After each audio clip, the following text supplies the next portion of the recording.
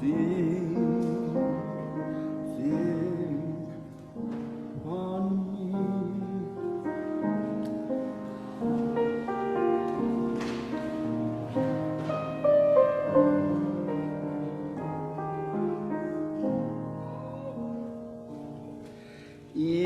all thine hours of gladness, think on me. If ere I soothe thy sadness, think on me. When foes are by thee, when woes are nigh thee, when friends all fly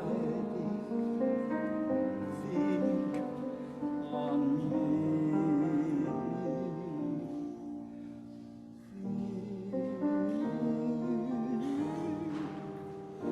Oh, think on me.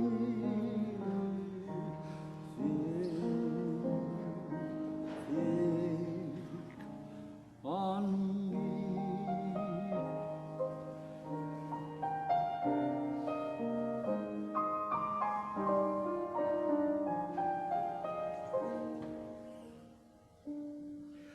When thou hast none to cheer thee, think on me. When no fond heart is near thee, think on me. When lonely sigh or pleasure fly, when hope is died, think on me. Think, oh, think on me. Think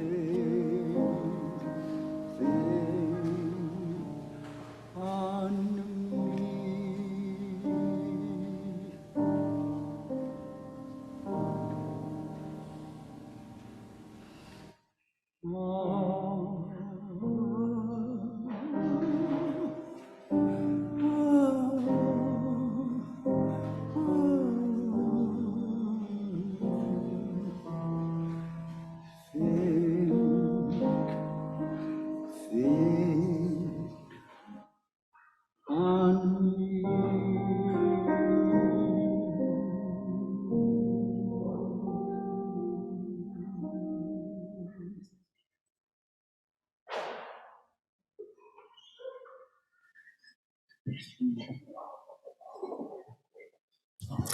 Thank you, Lou. That was lovely.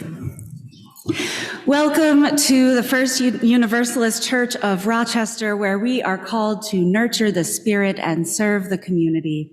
I'm Reverend Margaret Weis. My pronouns are she, her, and I'm currently serving as a sabbatical minister while your beloved Reverend Lane Mayreed is on sabbatical. Leading worship with me today is Patty Goodwin, pronouns she, her, as our worship associate, Reverend Michelle Yates, pronouns she, her, with our story, Dr. Brock Chesfold, pronouns he, him, Lou Ward Baker, pronouns he, him, Ann Rohde, pronouns she, her, Ed Deller, pronouns he, him, and the UURoc choir for our music. Lots of music. Jack Cunningham, pronouns he, him, providing our tech support, and Lisa Gwinner, pronouns she, her, who's our grusher for our online ministry team. If you are here for the first time this morning, we especially welcome you. Thank you for making it to us this morning. We do have a visitors form that can be found in the chat for those of you online and can be accessed by a QR code in your pews or on the back of your order of service. So please fill out this form so that we can welcome you beyond this service. Before we take a moment to turn to our neighbor, let us take a moment to turn towards the camera and greet our online worshiping community. Please offer a wave. Good morning. If you're online, please pop into the chat to offer a greeting.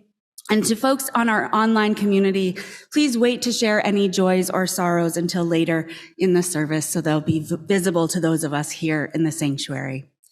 And for those of us who are gathered here this morning, I invite you to turn to your neighbor, to offer a hand or a gesture of welcome, and to say hello.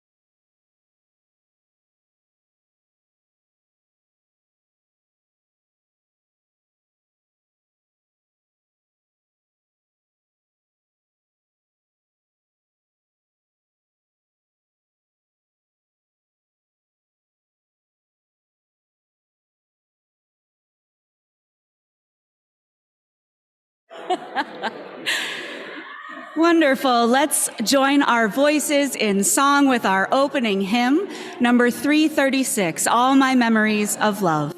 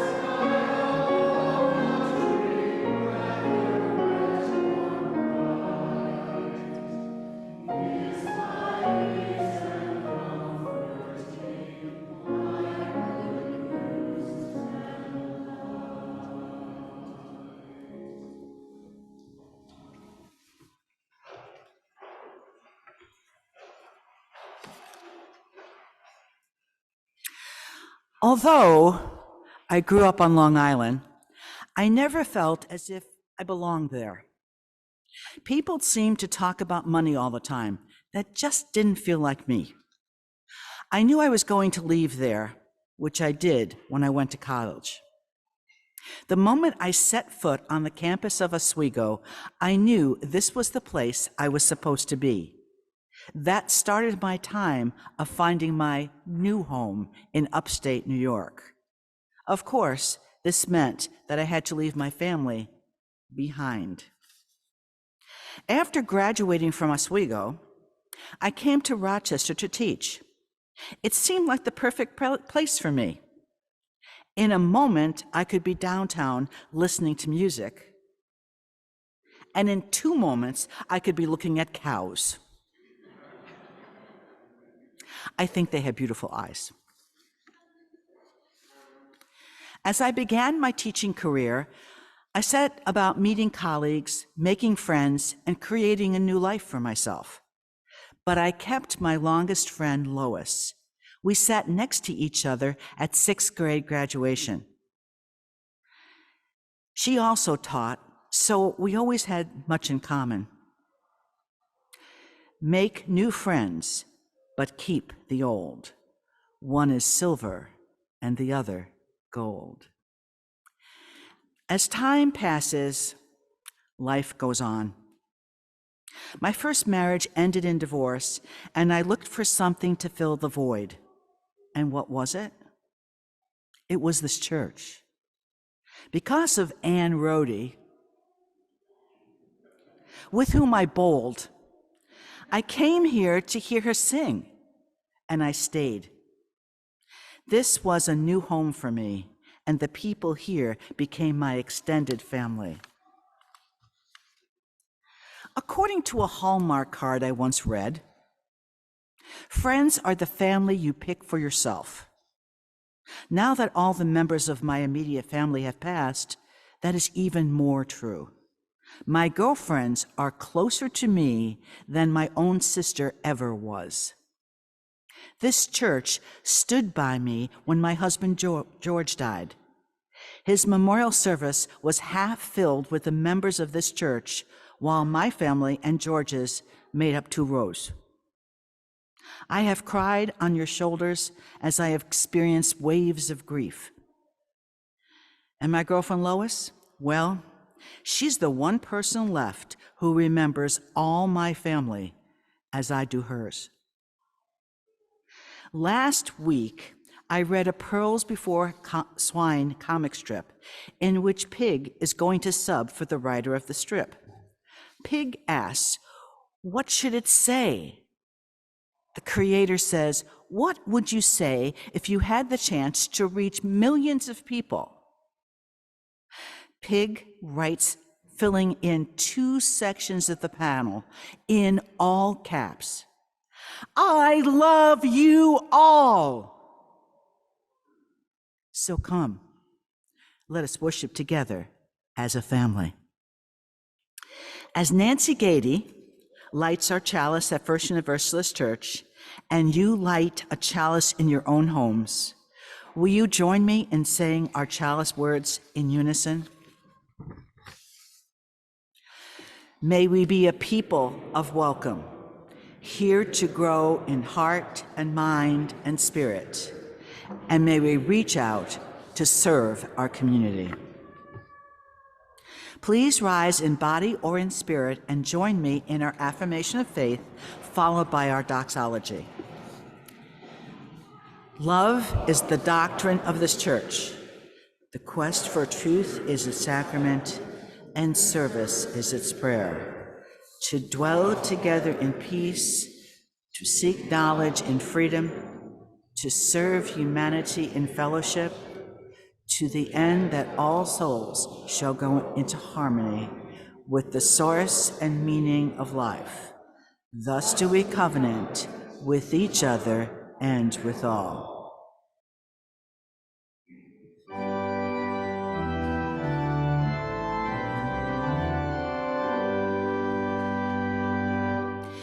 From all that dwell below the skies, let songs of hope and faith arise.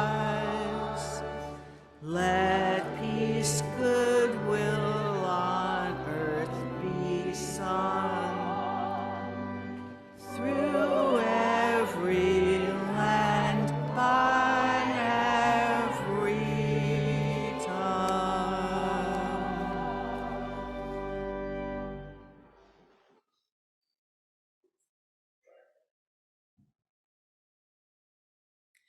We honor what we care about. Today, we are honoring those who have had a special place in our hearts because we loved them and they loved us. We also honor this church because it provides us a place of reverence for all that is important to us and our lives. This Sunday's offering is received with gratitude for all the gifts we receive in this church, so many of us call home. You are invited to give online by screening the QR code in your pews or to drop an offering in the offering basket. For Folks online, please click the link in the chat to give to First Universalist Church. Thank you for your generosity.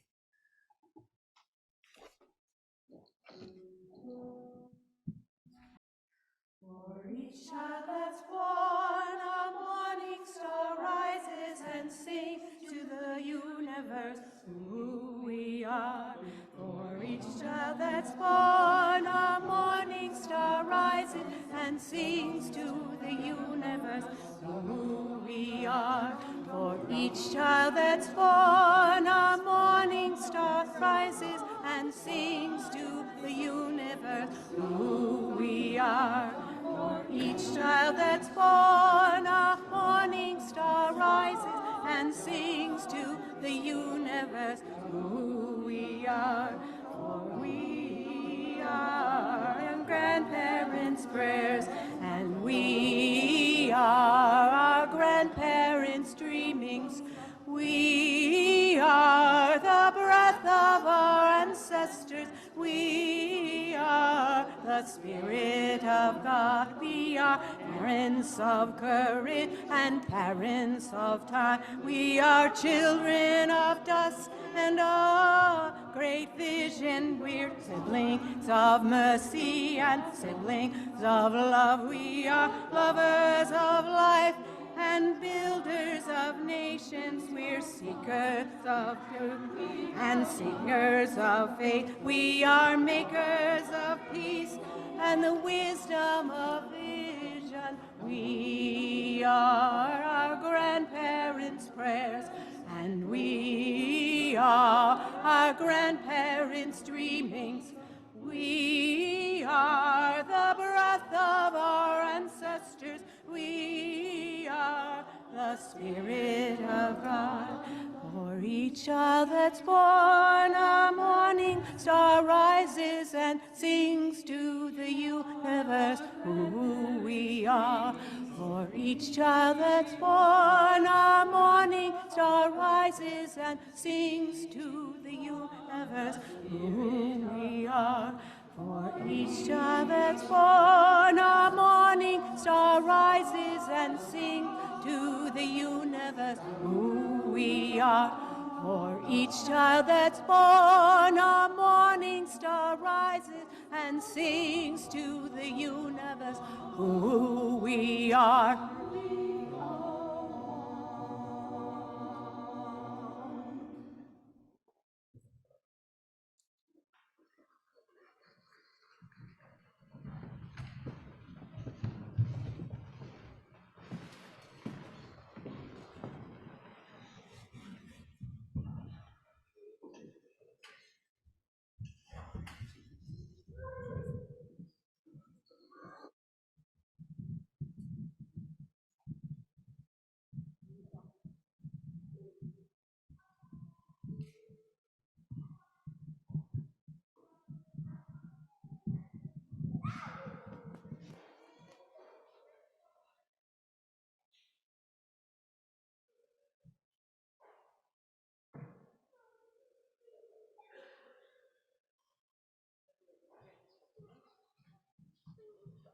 Do you want to sit there?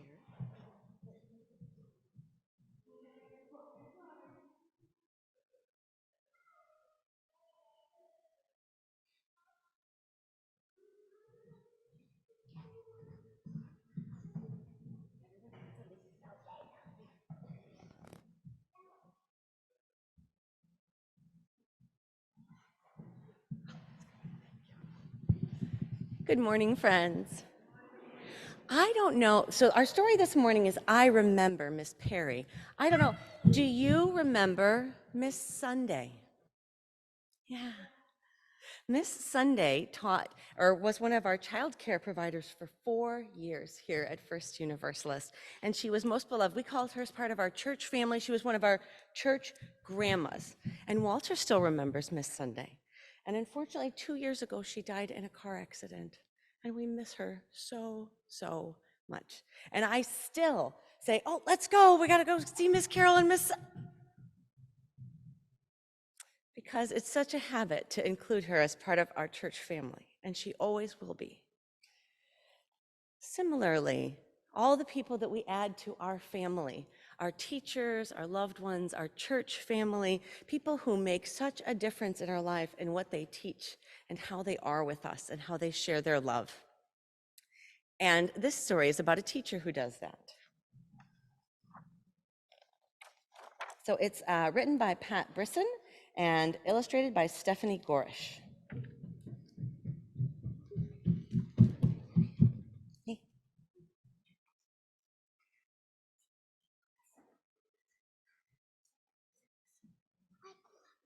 Listening.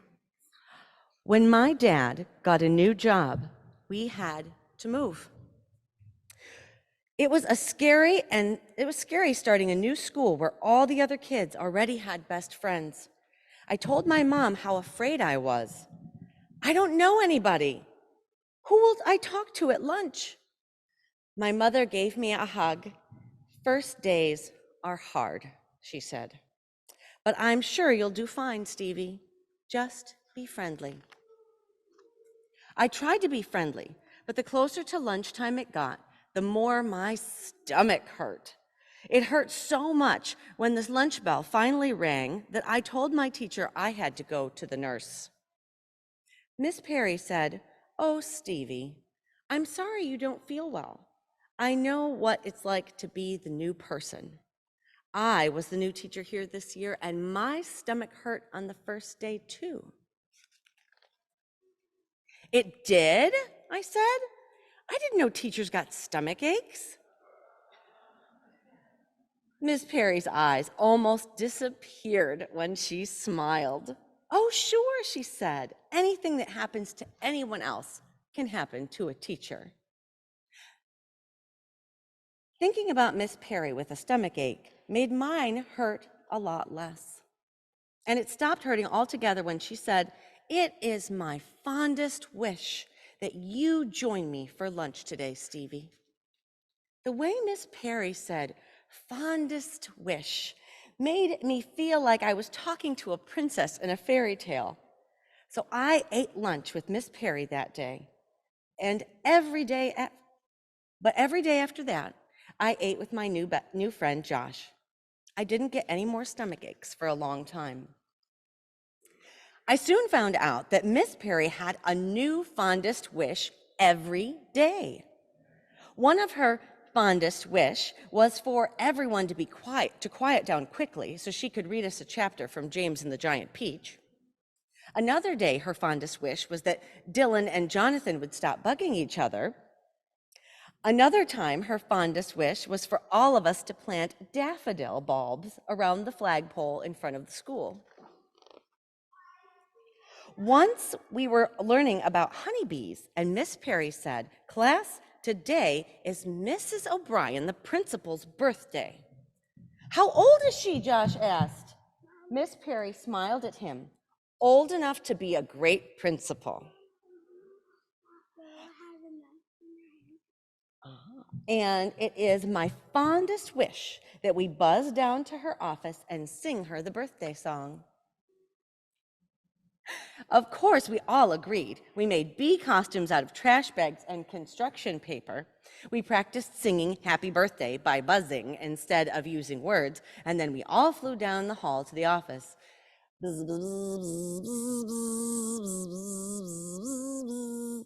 Mrs. Perry said, "I've brought you a swarm of well-wishers, Mrs. O'Brien." Our principal was so surprised she stopped her work just so she could listen to us. And when we finished singing, she thanked us and said, "This is definitely the buzziest birthday I've ever had." Miss Perry smiled until her eyes disappeared. One day in March, Miss Perry didn't come to school. Mrs. O'Brien came to our class instead and got started with us doing some math problems.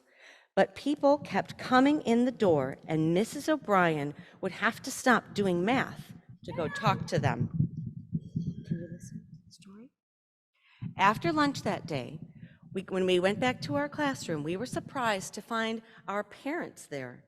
Some were squeezed into kids' desks, and others were standing by the windows. Mrs. O'Brien said, "Children, I have something very sad to tell you. It's so sad I wanted your parents to be here with you when you heard it. We looked at our parents' faces, and they looked sad too. Mrs. O'Brien said, Miss Perry was in a car accident this morning on the way to school. A car that was coming the other way crossed over the line in the middle of the road and hit Miss Perry's car. Mrs. O'Brien's eyes filled up with tears, and she took a deep breath. I'm so sorry, children, she said. Mrs. Perry died in the accident. Nobody said a word. Some kids buried their faces in their parents' sides. A few started crying. Finally, Dylan asked, Is that why she wasn't in school today? Yes, Dylan, Mrs. O'Brien told him. That's why. Will she be back to school tomorrow? Jonathan asked. No, Jonathan, I'm sorry. Miss Perry won't be back to school, Miss O'Brien said. Will we ever see her again? I asked. But Mrs. O'Brien started crying and could only shake her head. No. I got a stomach ache that night, and I didn't want to go to school the next day. It felt like the first day all over again, only now it was the first day without Miss Perry. Mrs. O'Brien was with our class that whole day. Ms. Jackson, the counselor, was with us too. She told us, it's okay to cry when someone you like very much has died. She gave us each a pack of tissues and said, if tears surprise you during the day, you'll be ready for them. I wondered if one packet of tissues would be enough. Then Ms. Jackson asked us to tell her about Miss Perry. At first, nobody said anything. Then Mrs. O'Brien told how we all dressed up like bees to wish her a happy birthday. And we sang the happy birthday song with buzzes instead of words, Josh told Ms. Jackson. We smiled, remembering. Little by little, we told Ms. Jackson more things about Ms. Perry. We told her about the stories she read to us and the plays she helped us to perform, the songs we sang, the art projects we made, the walks we took. Remember when Miss Perry's fondest wish was that we all memorize a poem every day of the week? Cheryl asked. And the time her fondest wish was that we all learned to square dance? Lydia said.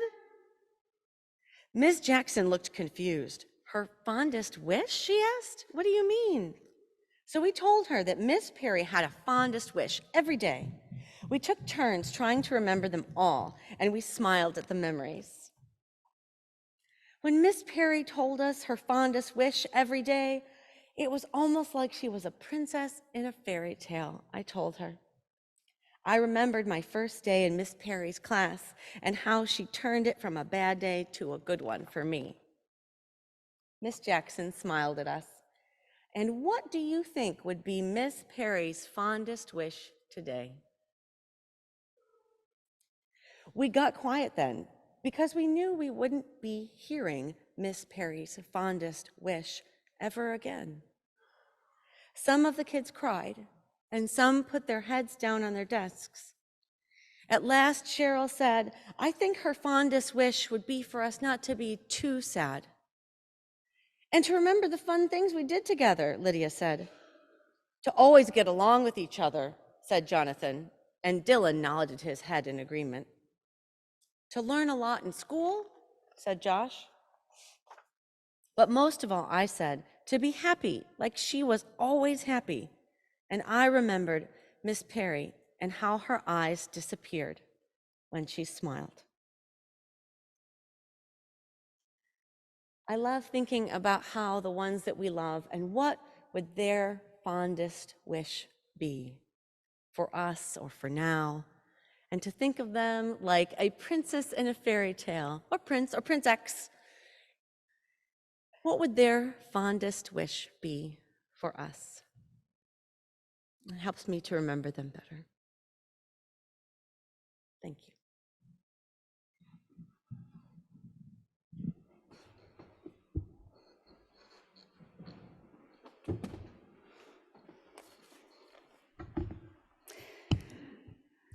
I invite you into this reverent time of sharing of the joys and sorrows of this gathered community. If you'd like to, you can place your hand over your heart to be able to listen from a more heart-centered place. And as we place stones in a bowl, I'll read aloud the joys and sorrows of our gathered community this morning. And all those online are invited to share your joys and sorrows in the chat. Patty Goodwin shares a sorrow remembering Lewiston, Maine. Her family in Maine is okay. A joy from Ed Deller. Ed is still celebrating 1 year after heart surgery, but also grateful for a productive fall workday with so many others. Lisa Gwinner shares a concern. Please keep Charlie Kortzall and his father and stepmother, Dawn and Sis Kortzall, in your thoughts. Charlie travels to Florida today because Dawn is having a heart valve replacement on Tuesday. And a joy from Trish Gallagher. My son-in-law got a job. He's back into banking and wealth management. And I'll share a joy of a dear colleague who came to visit, who I haven't seen for years. As we drop one final stone into the bowl to represent all the joys and sorrows left unspoken in the silent sanctuaries of our hearts, may we all be held in the heart of love. I offer this poem by Boris Novak, translated by Mia Dinchinja. Between two words, choose the quieter one. Between word and silence, choose listening. Between two books, choose the dustier one. Between the earth and the sky, choose a bird. Between two animals, choose the one that needs you more. Between two children, choose both. Between the lesser and the bigger evil, choose neither. Between hope and despair, choose hope.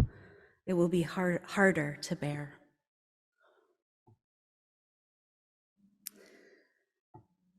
You may have received a leaf on your way in here. You may not have received a leaf on your way in here. Such is life.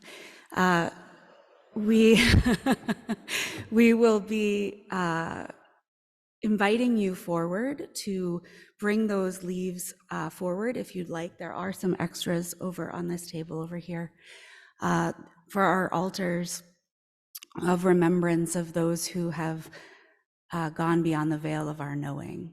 And so you may, if you have a pen or pencil with you, you may wish to write a memory, or maybe you just want to sort of place some energy into that leaf and leave it here on the altar. But after we share some silence together, we will have an opportunity for you to come up and tour these altars.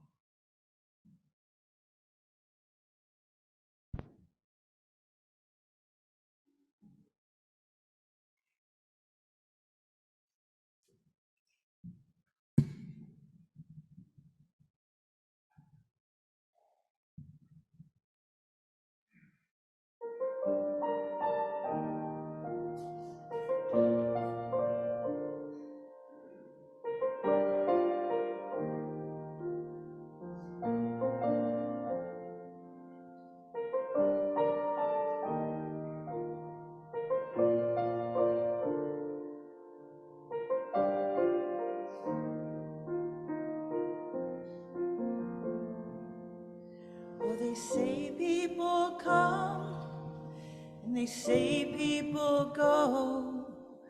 This particular diamond was extra special. And though you might be gone and the world may not know, still I see you celestial.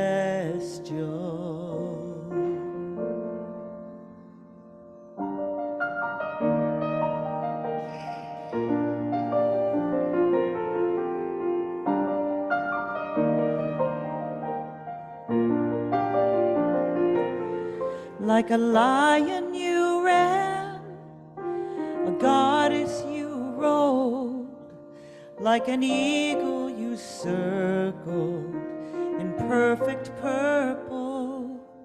So how come things move on?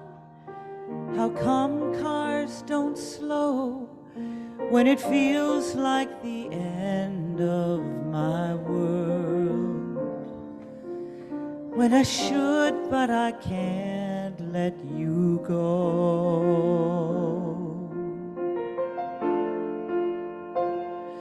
But when I'm cold, cold, when I'm cold, cold, there's a light that you give me when I'm in shadow. There's a feeling you give me, an everglow. We invite you to come up and tour the altars.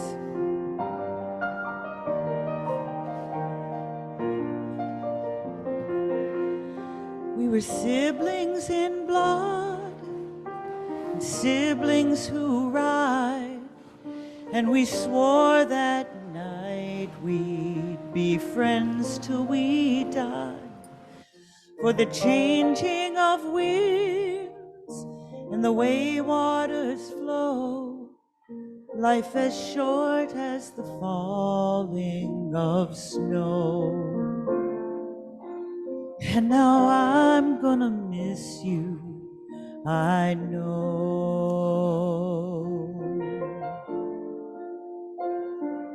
But when I'm cold, cold in water rolled salt, and I know that you're with me, and the way you will show, and you're with me wherever I go. But you give me this feeling, this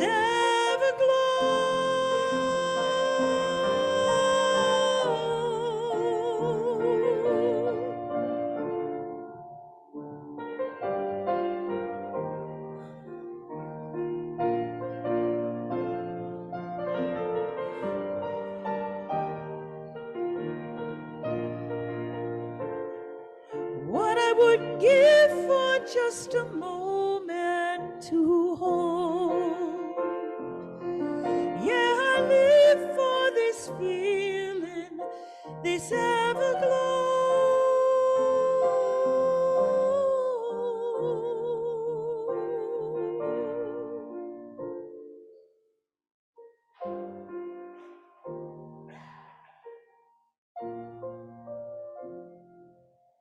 So if you love someone, you should let them know, oh, the light that you left me will ever glow.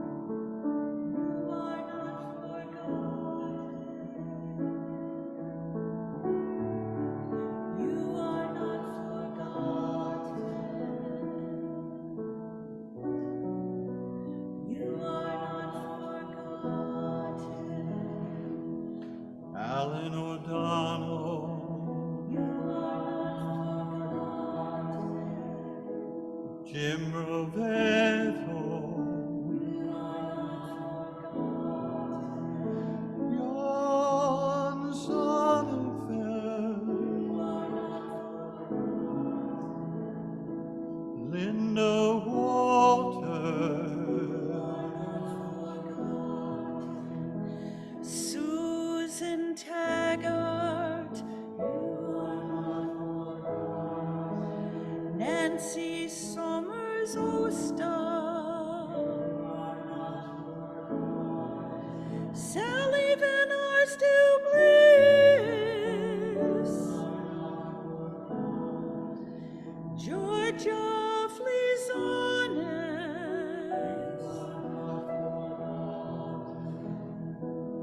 Russell Miller, Walter McBurney, Lonnie Burns, Dora Mae James, Kurt Baum, Carolyn Maston McCooey, Armand Brunette,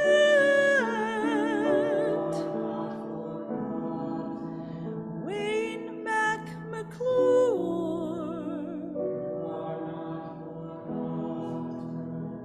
Margaret Grimes Richter, James Rhodey, Robert Rhodey, Jeffrey Tabor,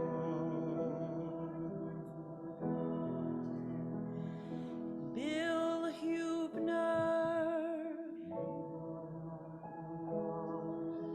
Donald C. Freidenberg, Jasmine Adams, Anthony Bonilla,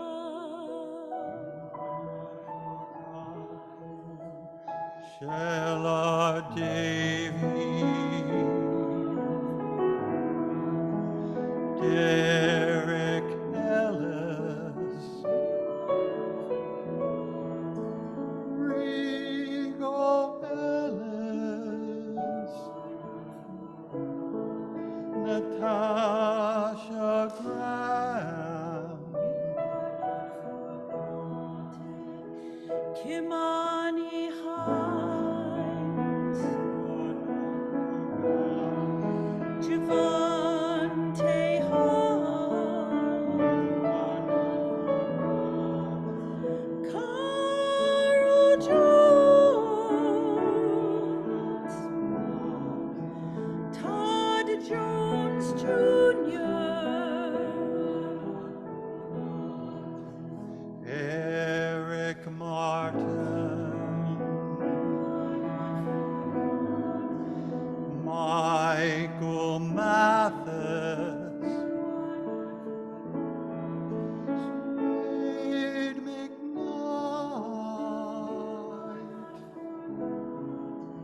Porter Mizell, Shanye Mutri, Andre Pella, Kenyatta Peterkin, Shadaic Robinson, Jessica Romer, Vernell Rose, Anthony Stevenson Sutton, Vincent Ugliati,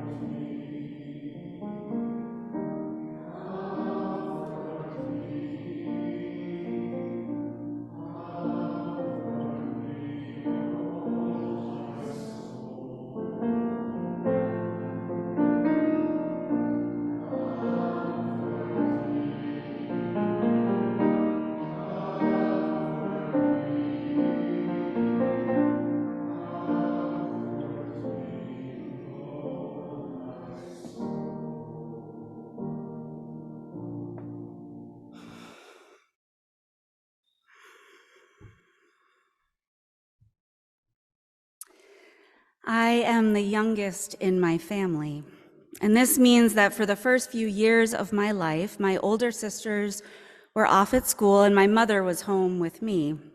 And when I think back to those years, or what I remember of them, I remember going to breakfast. My mother had good friends with children who were just a little older than me, which meant that we went out to breakfast a lot with these women. It was Alice and Judy and my mother Ann and me, 4 years old, chit-chatting about life. This was before iPads or anything to distract me. And so I entertained myself by opening up those little packets of jelly and eating them one by one straight from the container throughout the meal. And I attribute these morning trips to my these are why I continue to go out to breakfast. It's my favorite socializing time, chatting with good friends, spending way too much time at the booth. But these women, they were my mother's friends, her confidants, and in many ways, her comrades. They were like aunts to me. coming to my concerts and my games when I was growing up, my graduation parties, my wedding, my ordination. The names Alice and Judy were household names for us growing up, and they still are. Nearly 40 years of friendship for my mother and love and care for my father and me and my sisters. A few years ago, Alice died suddenly after leaving my mother's house for breakfast, in fact. I wasn't able to go to her services, and that was hard for me. This person was a big part of my life, and I wasn't able to be there. She was part of my heart and part of my family, and I'm not sure she knew that.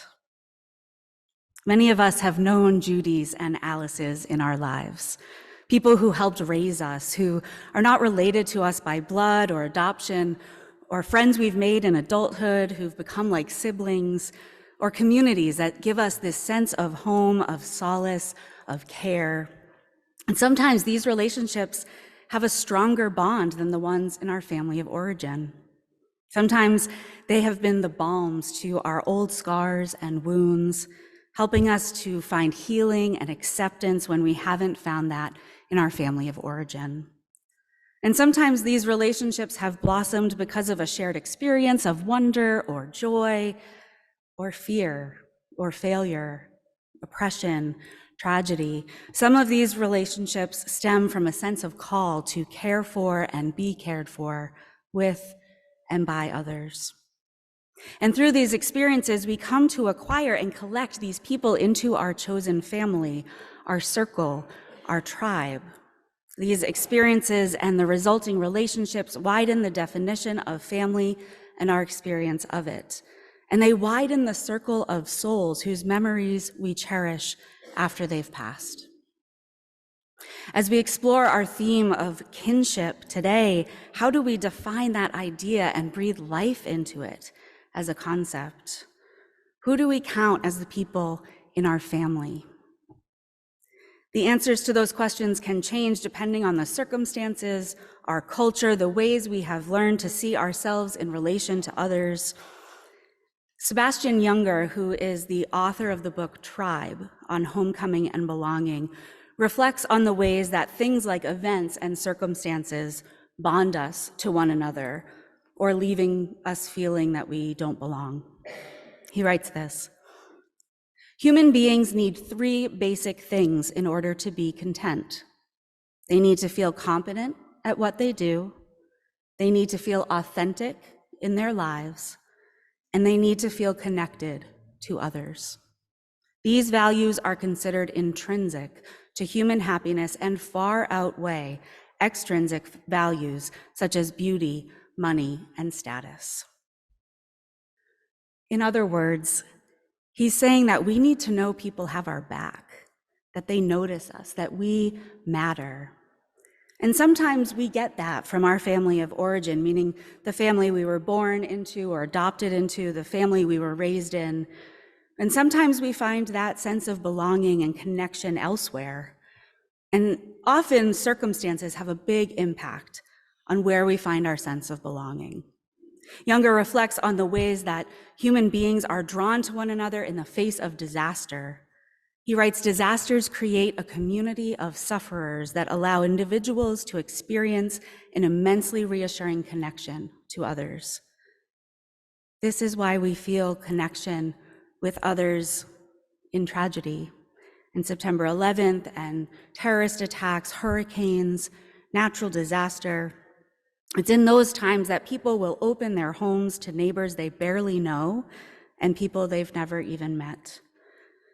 It's in those times that it doesn't matter who's related to you by blood or marriage or adoption. We have this familial sense of connection to every person, perhaps because our very lives depend on it. And as a result, we can tear down those artificial barriers that we've created that prevent us from doing this exact thing all the time. As we saw during the COVID pandemic, we can even learn to whom we will give that roll of precious toilet paper. This is family. About 5 years ago in my hometown of North Andover, Massachusetts, north of Boston, there were random explosions that happened in the gas lines. The fires and explosions started in the city of Lawrence, and then that's next door to North Andover, and then continued through a few towns, and houses would just explode. Some caught on fire, others were consumed with smoke. There were over 100 fires and explosions in the span of hours. At least one person was killed. My entire family of origin lives there. My parents, my sisters, my brothers-in-law, my nieces, my nephew. Houses in their neighborhoods were impacted, and they all use the same gas company. They had to evacuate. Everyone is fine. They were a little shaken up, but physically they're okay, and the home that I grew up in, where my parents still live, is okay, as are my sister's homes. But within minutes of getting this news out on social media, people started showing up for one another. They would text me and my family offering their homes, putting on social media that if I knew anyone who needed a place to stay, they were welcome. The local animal shelter opened its doors to people's pets. My brother-in-law, who had gotten home from work early, went around turning off the gas lines at the meters outside people's homes in his neighborhood. He checked to make sure they were safe.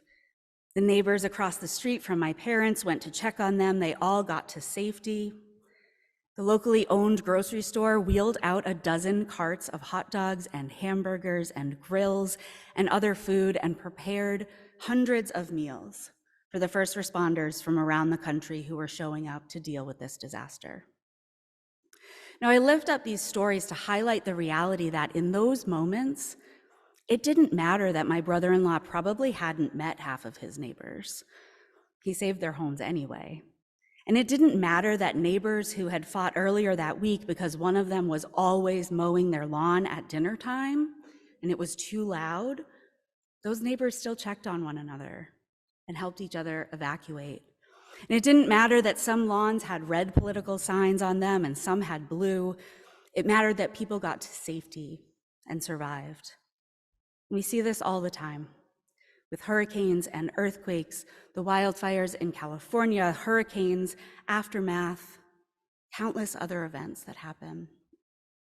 People look past the differences we create in our minds that keep us apart and declare that everyone is family in those moments. Now, I am not naive enough to believe that this spirit of unity lasts forever, or that it is the reality everywhere. We've seen enough instances where this unity isn't happening in this very moment. But we've seen this enough to know that eventually people will go back to their regular daily lives and much of that sense of unity will subside. But my fondest wish is that it will linger, that some of that realization lingers, that reminder that we all have common needs as human beings, to feel a sense of competency in our life, to feel that we are living authentically, to feel connected to others. But our community is bigger and deeper than we usually acknowledge, and our family is bigger than we sometimes realize when we're consumed with our daily tasks and our busy schedules. There are people whom we have let into our circles who are our chosen family even when we don't realize it. We share hope, we share suffering, we share loss. And the cloud of witnesses to our lives is ever present in and through us, including those who have gone beyond the veil of our knowing. And we come to realize that perhaps the neighbors who became family in those stressful moments could grow to be our chosen family in the future. As Unitarian Universalists, we affirm the journey of faith that each of us is on. And we affirm that our experiences help to shape our beliefs and the ways that we live our lives. That in essence, faith is a relational idea, can grow and change with time and experience, and it is not a solitary act. As human beings, we are social beings. We crave connection. And it seems logical then that our ways of defining family or our circle of support and love might shift and change over time. Each of us may define family differently or have a different sense of who's included. So I wonder, who is your family? Who are your chosen family? When are the times in your life when you've realized someone holds that role for you? Have you told them? Do they know that they're like a sibling to you or a parent? Maybe it's time to let them know. To let them know that they're family, that they are your people. Perhaps it's time to get to know our neighbors in our neighborhoods and our workplace and this congregation, because these are the people with whom we share our lives. As we reflect on these ideas of family and of choosing family, let us be ever mindful of the people who complete our circles, whose eyes light up when we enter the room, who welcome us, whether we've been here every week or more, not every week, a few times a year, but who are joyful when we enter nonetheless. Let us remember that we have a shared humanity and open ourselves to the possibility of family in every person we meet. Let us journey through this life with gratitude for those alive and no longer with us who have shaped us. And let us create openness to those who might shape us in the future. Let us do so with hope and love in our hearts. So may it be. Blessed be, and amen.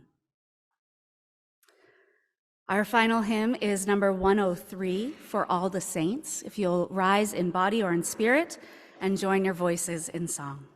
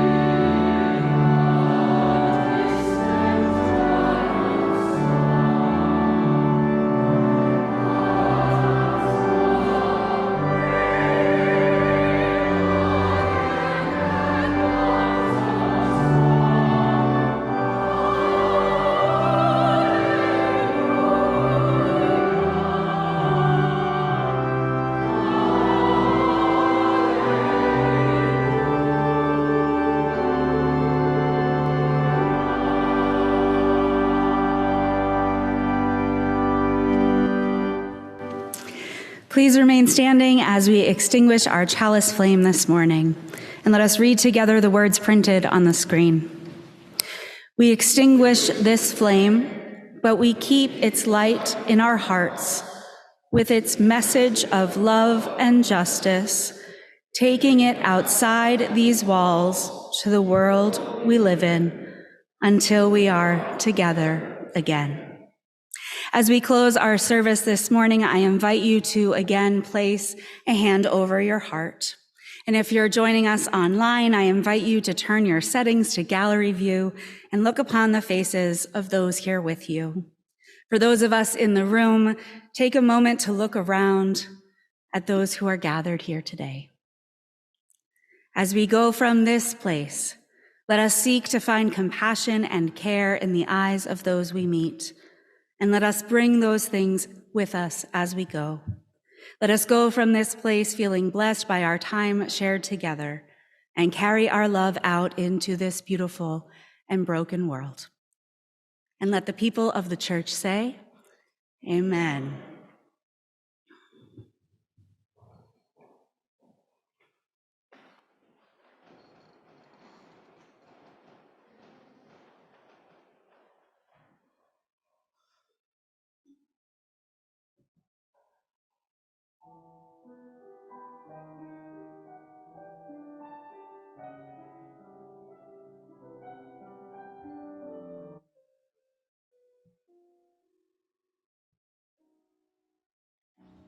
And when October goes, the snow begins to fly above the smoky roofs. I watch the planes go by, the children running home beneath a twilight sky. Oh, for the fun of them when I was one of them, and when October goes, the same old dream appears, and you are in my arms to share the happy years. I turn my head away to hide the helpless tears.